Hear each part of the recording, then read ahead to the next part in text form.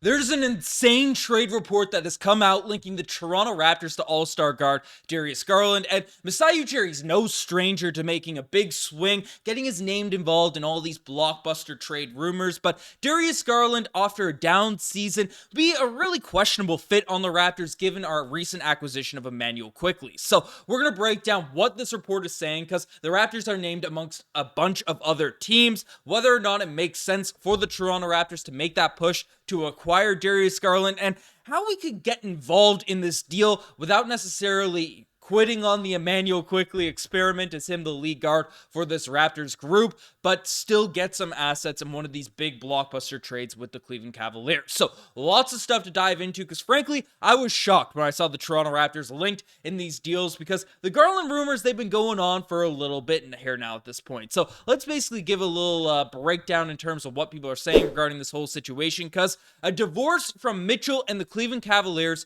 could lead to greener pastures for Garland. And this is coming from Evan Damerel from Forbes, a Cavaliers also beat guy, but professionally and financially for Darius Garland if he were part ways from Cleveland. But it depends on two things. The first is if Garland and his camp pull the trigger on a trade demand when Mitchell likely ends up re-signing with Cleveland. And the second is if the Cavaliers entertain Garland's demand or if they try to smooth things over, keeping together everything they built up to this point and hoping their next head coach can maximize Garland's on-court potential alongside Mitchell. So where's all this coming from? Why are people so interested in Darius Garland? Because it felt like his name wasn't talked about as much this season. He was an all-star a couple years prior, but his numbers definitely took a hit this most recent season with the Cleveland Cavaliers. And we could take a look at it here right now. 18 points per game, 3 rebounds, 6.5 assists, 1.3 steals a night, 3 turnovers a game. Those aren't the all-star numbers he was putting up the season prior. Still shooting 44% from corner threes,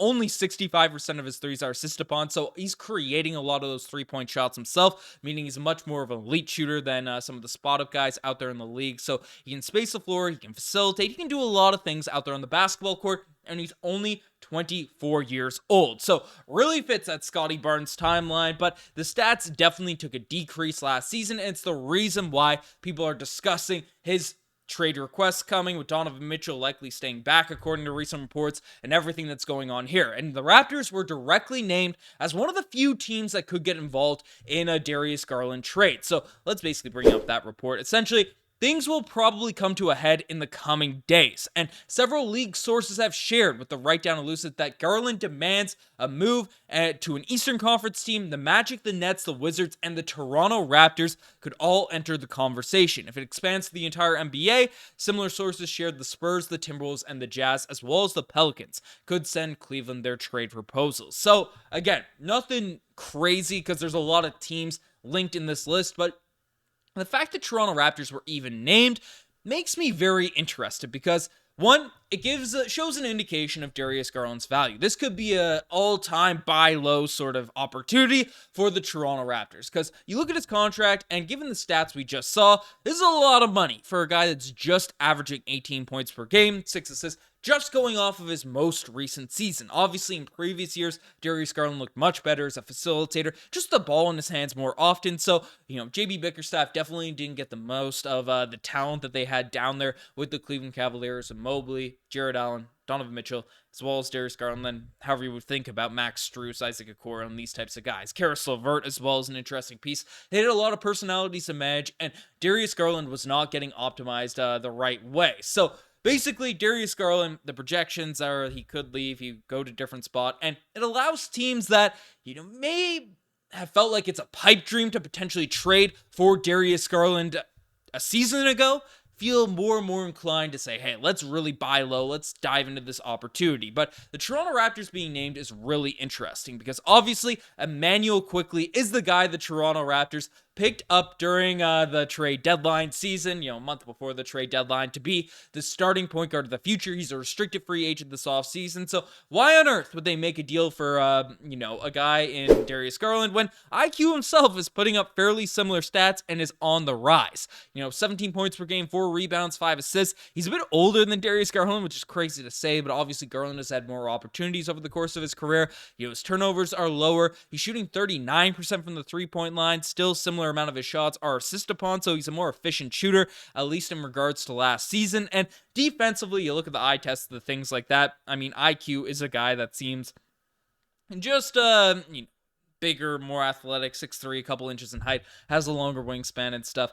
IQ, which is shocking to look at in terms of the numbers, had the better season than Darius Garland last year. So why on earth would the Raptors make one of these deals? And frankly, I don't really know.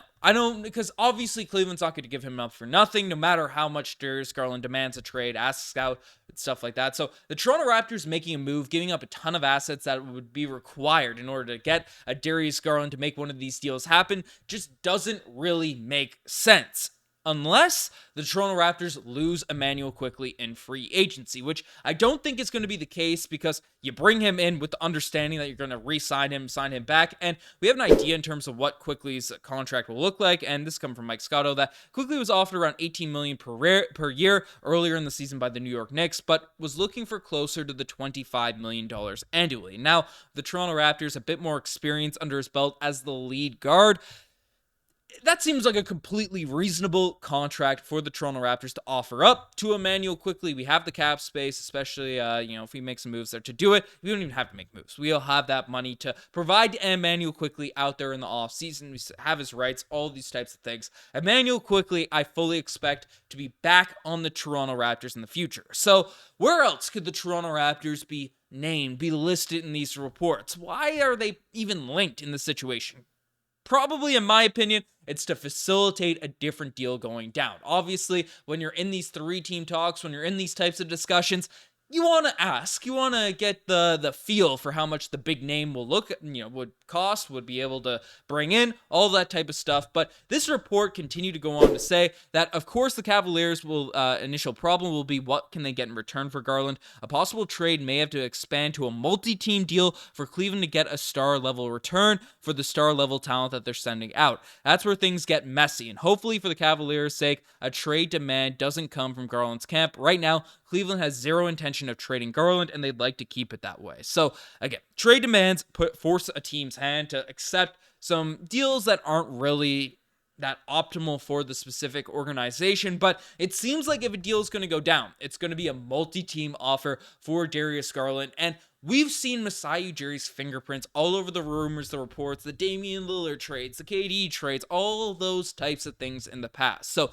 I would not be shocked, especially where the Toronto Raptors are open about how they're retooling, rebuilding their roster. If a big trade happens, whether it's Darius Garland, Donovan Mitchell, these types of guys, not necessarily the Raptors acquiring the biggest name in that trade package, but the Toronto Raptors getting involved, making some calls, being involved in the discussions to see if we can, the last blockbuster trade that happened to the Cleveland Cavaliers, the Brooklyn Nets were able to acquire, the last blockbuster trade the Cavs were involved in, they acquired the secondary pieces, in those James Harden deals with Jared Allen and Caris LeVert ended up going to Cleveland and those types of deals. Forget what that package was, but they landed Jared Allen in that deal and ended up getting an all-star. So I could see Masai Ujiri trying to play a role like that in one of these big deals. But let me know what you guys think in the comment section down below. You guys are the best way to get far. Do you want to see Darius Garland on the Toronto Raptors? Let me know. But frankly, I'd much rather run with IQ given the cheaper price and just the potential. Even if he's a little bit older, I'm excited to see what we can run with in Immanuel Quickley. But